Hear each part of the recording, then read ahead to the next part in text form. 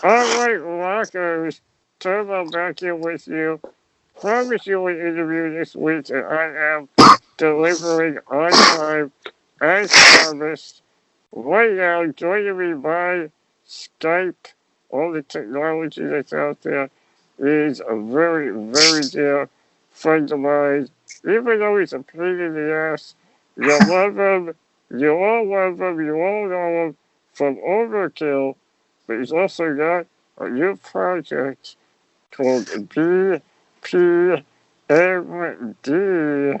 None other than Bobby Blitz. What's going on, Bobby? Turbo, that was a wonderful fuck you intro. Ha ha. It's a pain in the ass.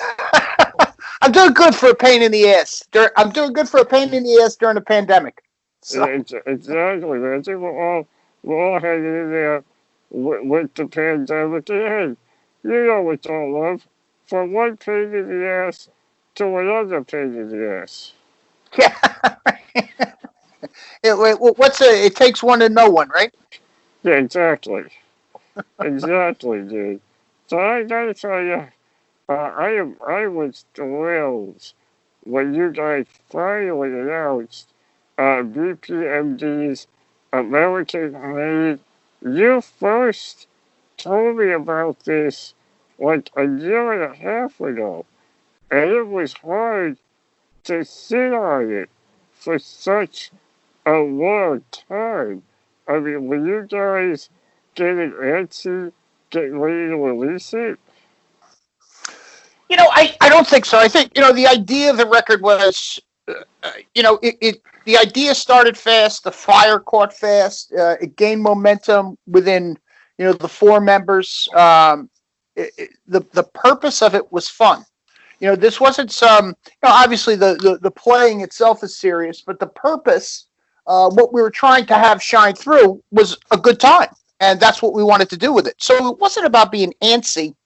Um, it was more so about just, like you said, kind of, for us, it was like having a smile on your face and keeping it under your hat, as opposed to letting everybody know, oh, you got to hear this, you got to hear that. That wasn't what this was about. This was about having fun.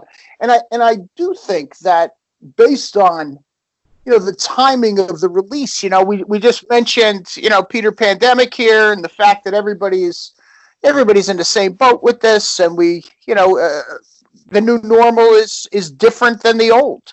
That this is a good time to be releasing a record that is based on what I just said, and that is to have a good time, have fun. Remember why guys like myself started doing this when we were kids. Yeah, I mean, it is a definitive throwback. It's a good party vibe.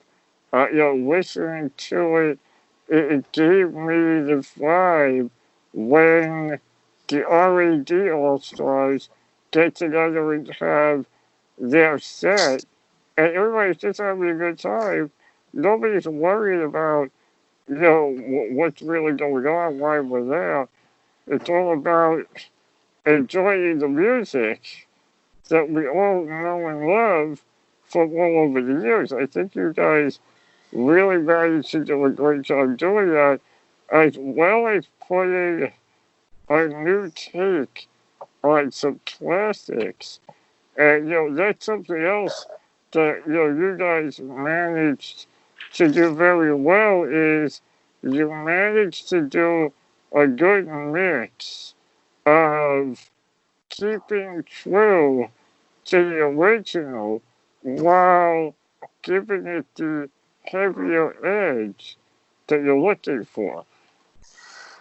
Yeah, well, that's it's I think if we started overthinking that, we could have really fucked it up. The idea was to reimagine the songs, but to reimagine them by keeping the integrity of the original, not turning it into an absolutely totally different cut. The song was good when it was written by the guys in Mountain. The song was good when it was written by Willie Dixon, by Billy Gibbons and the ZZ guys. Ted, they were all good songs. So integrity was a key word with regard to this presentation. So we knew that there was going to be, our own nuances to it. I mean, I knew a long time ago that I'm not Steven Tyler. There's only one Steven Tyler. I knew I'm not David Lee Roth. There's one. but could I present it? So that was really the key here, and that became the challenge, was keeping the integrity, but keeping individual and current presentation. Yeah, you guys really did a solid job with it.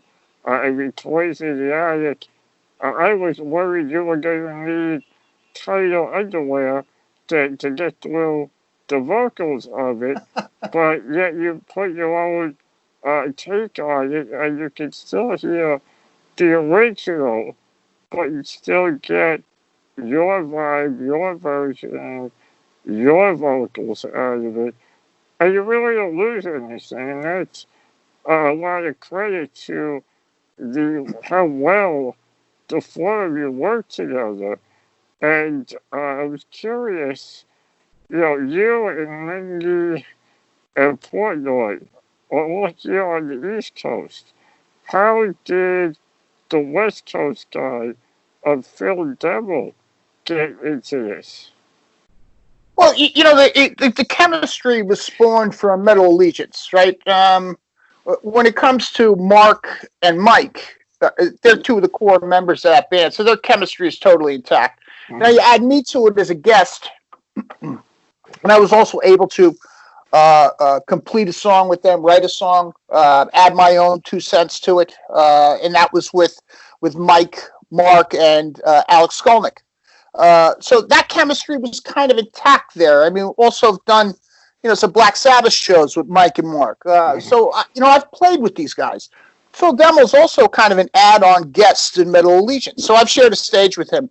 But for sure, that chemistry existed between Phil, Mark Mengy, and Mike Portnoy.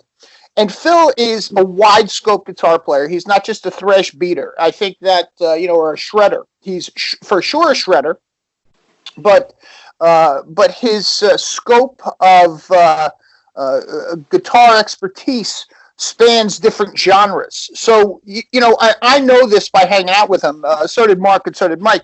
So he was just a natural choice. He wanted to, I think he was coming out of something with regard to his last band, where he had left, and was wide open to all different ideas at that particular time, as long as he could play and express himself, and I guess show that array of talent.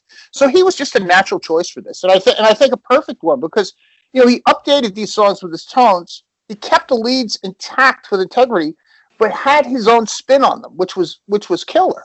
I mean, which made the record that much more interesting from a guitar player's point of view. I got a buddy who's out in New Mexico. The guy works for, he's in the legal system, but he's always played guitars, always. He's the guy who got me started. He's enamored with the tones that Phil has on the BPMD record, saying that they're perfect with regard to not crushing the old song, reimagining it, and updating it. Right, and to be honest, if this was your first introduction to Phil Demo, you wouldn't know that being a thrasher was his bread and butter originally. Yeah, it's so natural to him that if this was your first exposure to him, you sit there and go, well, what haven't I heard of this guy? Well, yeah, I mean, that's another part of it too. I mean, it was a different band that he was in last time, and now restarting Violence. I think you'll hear a lot more of them. In the era to come, whatever follows this. But I do think that, I mean, if you look at even some of these playthroughs on YouTube, Phil's got his own channel of a lot of different genres. I saw him doing something with Graham Bonnet, for instance, which is somebody having enough knowledge to be able to step back an era or an era and a half or 2 eras and appreciate that. So I think he was an absolute addition and a shining star MVP on this release for sure, on the BPMD release. Yeah, speaking of eras, usually when albums like this are put together where you pay tribute to bands of the past, the great rock and metal gods, if you will, of the past. Usually it's all eras. What point did you guys decide that, okay, let's start in the 70s and let's start with American 70s? Well, it was a simple idea. The idea came from, Mark's son. It was a barbecue idea. This wasn't Mark's youngest son is very involved and proud of his father in metal allegiance. And said, they were dogs, burgers, tacos, whatever he had on the grill out there, corn on the cob, a couple of beers are floating around, the kids are having a good time, the fire pit's going, the stereo's blasting Leonard Skinner. Kid goes, "You guys ought to cover this." Mark says, "We can't cover this. This is like classic Southern rock." He goes, "You ought to cover this." And I guess Mark had a few more beers and said, "He's right. We ought to cover this." So the idea, it came quick. I mean, by the time he called me, and I said, probably was 6 beers in by this point, and I said, "Hey, please don't call me when you're loaded," right? But but the point is he had a good idea, and it had caught fire, and that fire was its momentum. So before we even contacted Phil and Mike, Mark and I were throwing ideas back and forth. It's got to be the 70s. Okay. It's got to be American made. Okay. Got to be released in the 70s. Everybody picks 2 cuts, 2 community choices. So, that's where this spawned from was just, a couple of guys brainstorming it after Mark's son actually planted the seed. You gotta love hearing that because it shows how alive the next generation is for rock and metal, and how we're at a point now where there's a bigger respect for the early rock and metal than there was 5, 10 years ago. And we're also hearing newer bands go back to that 70s sound with their albums. Yeah, I think you have a good point. I mean, there's for sure a comeback with regard to this. I mean, and it's not just American bands, but there are European bands playing, American style 70s rock and roll. I mean, Blues Pill over in Germany, or Greta Van Fleet in the States, sounded like almost the British invasion of Led Zeppelin sometimes, but with originality, of course. But I think that if you look at rock and roll, it's a chain, and and metal is a derivative of rock and roll. It's a subculture of rock and roll, a subgenre, but it all stems from the beginning of rock and roll. Whether you're an extreme metal guy, a black metal guy, a rock and roll guy, a southern rock guy, you follow that chain all the way back into the 50s. And, that was in Chicago, that was in Memphis, that was in the Delta, the Delta Blues, Mississippi, that was in Texas, and that was America at that particular time. I mean, Chuck Berry in Chicago, coming from St. Louis, that kind of a thing. But that chain is linked all the way up to that extreme and black metal and thrash metal.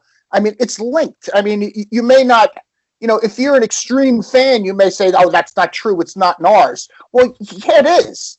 I mean, the point of understanding the guitar and how it works with the beat and how it works with, the bass guitar holding up the lower end, whether you're using triggers or not, it still goes back there. So to be able to know where you are or know where you're going, I think that you have to know where you come from. And that's really kind of the fun part of this, is being able to trace that, in my case, back to my youth. I was a teenager when I was 13 or something when some of these songs were released. I think the Mountain one for sure. Never in my life I think I was 13. I mean, the Cactus song, I think I was 11. So it's this is something that I come from and that I recognize. I think it's kind of cool that a younger generation would actually get to follow that chain back and say, "Hey, this is the gateway to the metal that I loved, with Priest soon to follow, with Maiden soon to follow, with the new wave of British heavy metal, with some of the American metal bands that came out soon after that." Yeah, I mean, I'm 40 this year. I found some of the bands over the years by digging back. And there are things, there were songs on this album that you guys did, like DOA and Tattoo Vampire, I never heard before. So here I am hearing it at 40 for the first time, and I'm going to go dig to see what I missed. So it's kind of almost a retrospective Hmm. for everybody to be able to dig. Hmm. I think it's I think it's a good point. It's a great example of this is Mark. Mark. There's 20 years difference between Mark and I. That's why I get my name first in BPMD because because it's age and beauty before stupidity with Mark. But the but the but the point is that 20-year difference. He was born in 1980. Now the point is that he is a student of this music. So prior to this BPMD project, Mark is a big vinyl guy. He's gone back into this era. He Mhm. owns all that ZZ Top on vinyl. I mean, got it signed by Billy Gibbons and Dusty Hill and Frank Beard. He has that Skinner stuff, and and it's signed. And he has, a bunch of. He knows Carmine from Cactus. He knows Leslie West. So I think the point here is that even in my case, I was exposed to Tattoo Vampire and of course DOA. I mean Van Halen. I mean came on the scene and just took it over. But I never thought of myself as ever presenting it. So I had to even coming from that era, I had to go back and learn how I was going to present those particular two songs. They were actually both Phil demo picks, and we both thought that they were kind of off the charts. But the rules were you couldn't veto the other guy's pick. So it was pretty simple. You got to do it. So I was totally okay with relearning something that I came from or an era I came from, or relearning how was I going to present David Lee Roth when there's only one David Lee Roth ever? How am I going to approach that? So it became kind of a challenge. Yeah, I mean, let's face it, nobody is David Lee Roth, and I don't think David Lee Roth can do you without having liver failure. I don't know about that. The the point is when I started playing music, it was covers, like most guys. I mean, you're playing your favorites of the era. And I was in high school and I was in college, etc. But the point is that when I was trying to cut my teeth around a microphone, I would try to mimic whoever that vocalist was, and learned very early on. And by the time I'd gotten into Overkill when I was in college, that hey, listen, there's one Steven Tyler, there's one David Lee Roth, there's one Bon Scott, Brian Johnson. I mean, this is kind of the way this shit works. There's one Billy Gibbons. I mean, it's the idea is to find yourself, as a vocalist. So for me, I had already learned that I had to present Steven Tyler as I would, because again, there is only one Steven Tyler. And that to me kind of freed me up when it came to my vocals, over the years. That listen, maybe everybody can't present themselves like I do, but the point is that I realize I can't do that either. So I kept that 70s phrasing with me with regard to how I deliver stuff, but do it as myself as opposed to trying to be what I'm not. And that's the right way to do it because there are too many over the years to try to imitate, and it just doesn't work out right. So, doing it the way you did is the way really everybody should. And I want to go back to the song selection real quick, as I know you've got other interviews coming up. I don't want to keep you too much longer, uh, but whose idea was We're American Band? Because I am so tired of covers of that song. It has got to be the most covered song out there. Who do I got a bitch slap for picking that? We did it. We did it to irritate you. Of course. listen, that song's a no-brainer if you're doing the 1970s and American Made.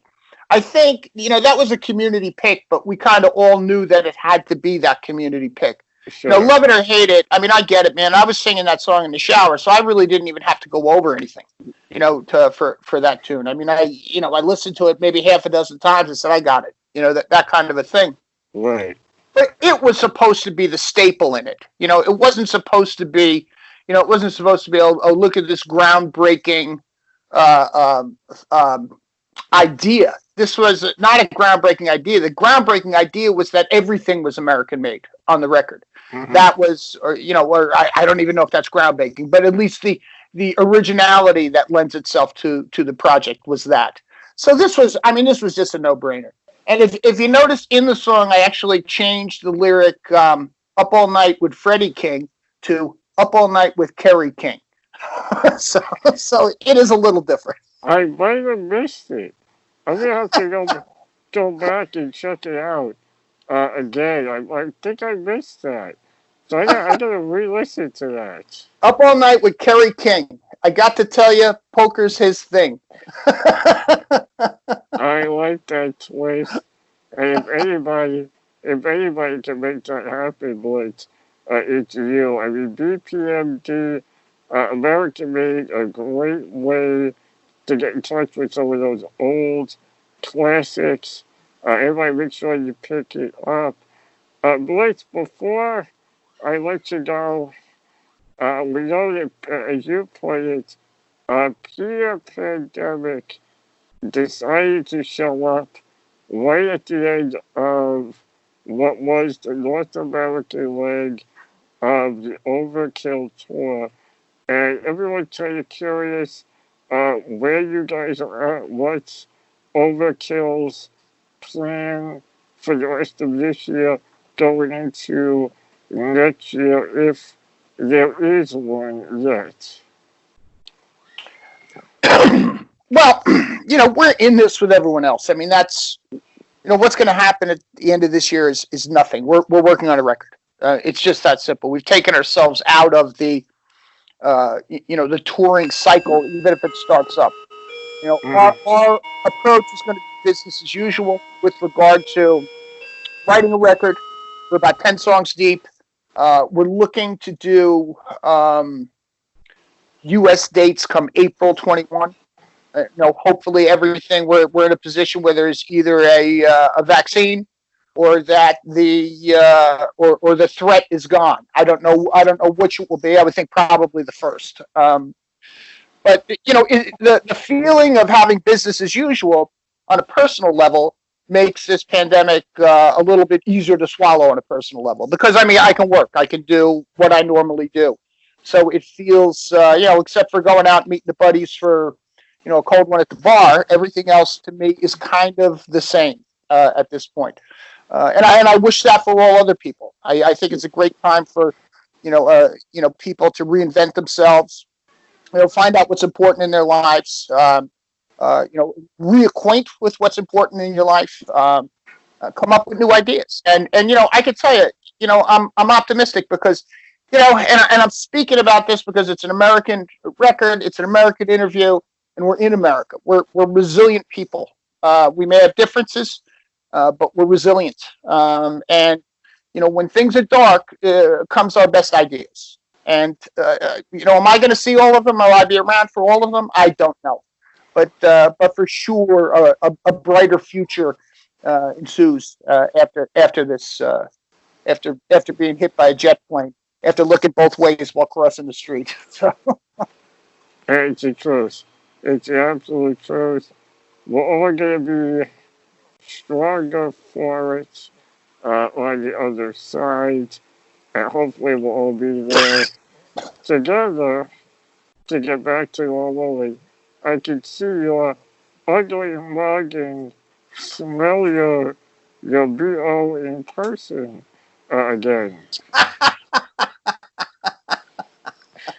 Prick! Hey, you but in any case, Blitz, always a blast. I got the whole album in front of me. Is there a preferred track that you would like me to play? Well, I think that everybody's heard the three singles, so I would go into Tattoo Vampire. That was Phil Demel's pick. It's originally by Blue Oyster Cult. Um, Buck Dorm is on it from Blue Oyster Cult. Guys in the band loved it. They heard it. And there's something special about it that just it transforms itself, that keeps its integrity, but transforms itself almost into a punkier metal type vibe to it. So I think if you're looking for a little bit of the metal on this record, Tattoo Vampire, Blue Oyster Cult original done by BPMD is the way to go. There you go. You heard it right there from the man himself, Bobby Blitz of BPMD, American made out there right now. This is Tattoo Vampire. Turn it up. Go by your